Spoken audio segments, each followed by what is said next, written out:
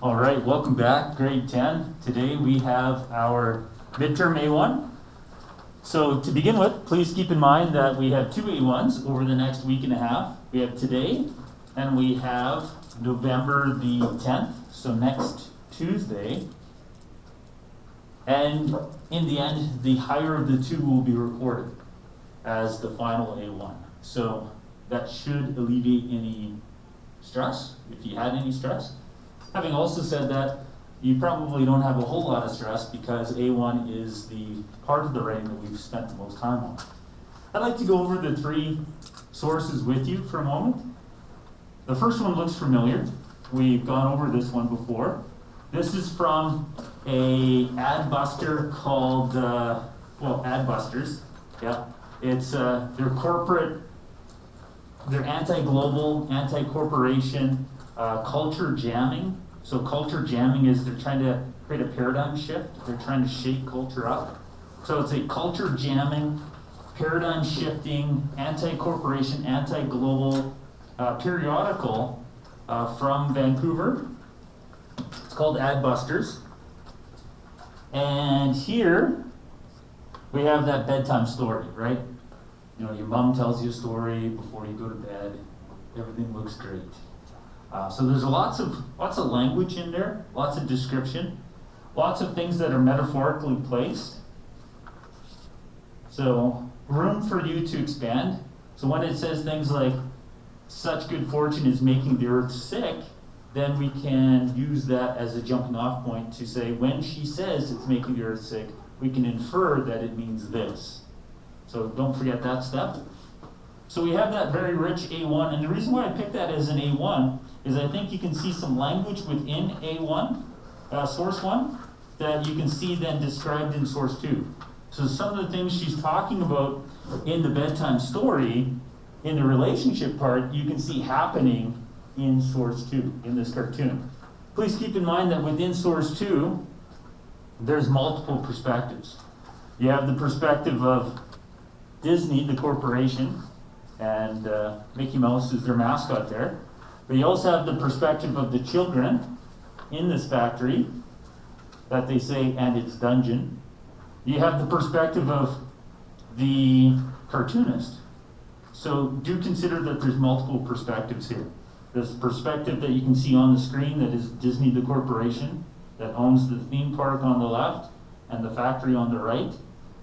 But then we also have the perspective of the workers, the laborers in that sweatshop, and we have the perspective of the cartoonist.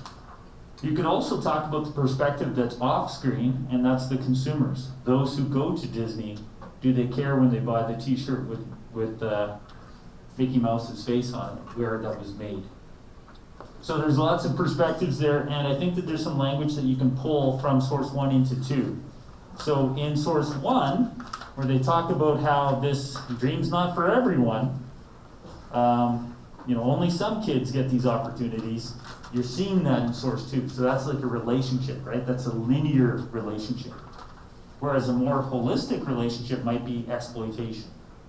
When mankind interconnects, to what extent do we exploit? The main reason I'm giving you instructions, though, is source 3.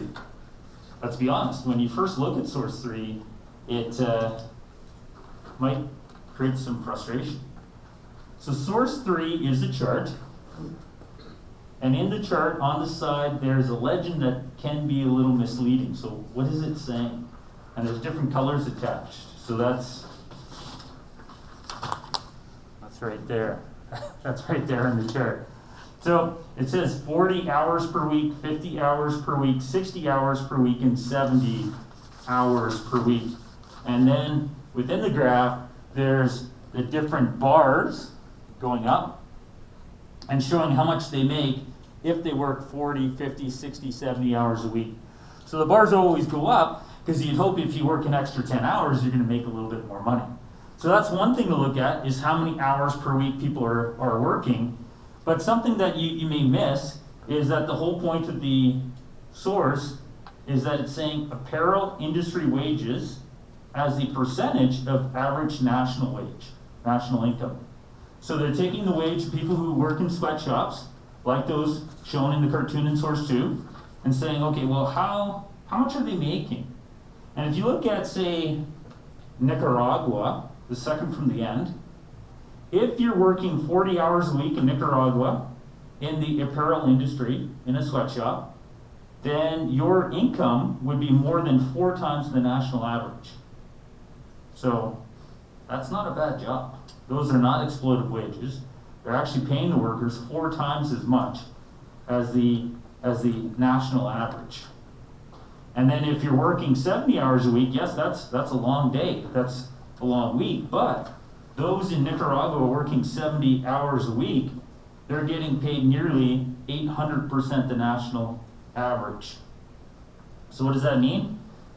So let's say the national average in Canada is 50,000.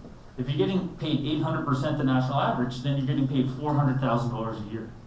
So that's showing the economic compensation for the hard work that you typically you're not told that that's part of the sweatshop. Sure, they're sweating, but the perspective is, at least in Nicaragua, they're making some good money. Indonesia, maybe not so much, right?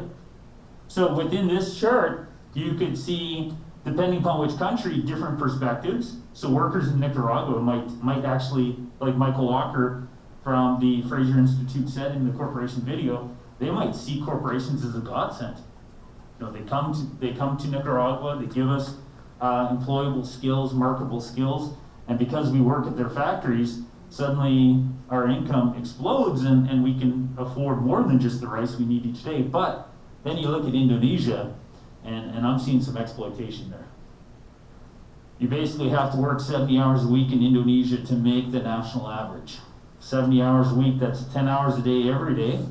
Or if you're getting a day off, then that's going to be 12, 14 hours a day. So whereas you might see exploitation similar to source 2 in Indonesia, what's happening in Nicaragua doesn't seem to support the perspective in source 3, in source 2. So what's happening in Nicaragua in 3 doesn't look like 2, but what's happening in Indonesia in 3 looks like 2.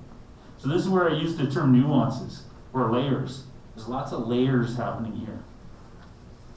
So when you look at a source like source 2, besides Nicaraguan workers that say globalization is great, you might want to say, okay, well, what does this mean for corporations? What does this mean for consumers? If I'm buying a t-shirt made in China, do I need to feel bad about it based on this? No, I don't. If I'm buying clothes made in Honduras, I should actually feel like I'm doing good. Because any apparel made in Honduras, the workers are getting paid 4 times the national income. Vietnam even, I'm pretty sure some of my clothes are made in Vietnam. I don't have to feel bad about that. In fact, by buying clothing from Vietnam, I'm helping address the poverty that's there. Made in Vietnam. Look at me, I'm a hero. So, ladies and gentlemen, that's probably going to be the most challenging source. If this was 2010, and we're just getting started in this assignment, we tell you to spend about 15 minutes unpacking each source, and then 15 minutes on the relationship, because it's a 1-hour activity.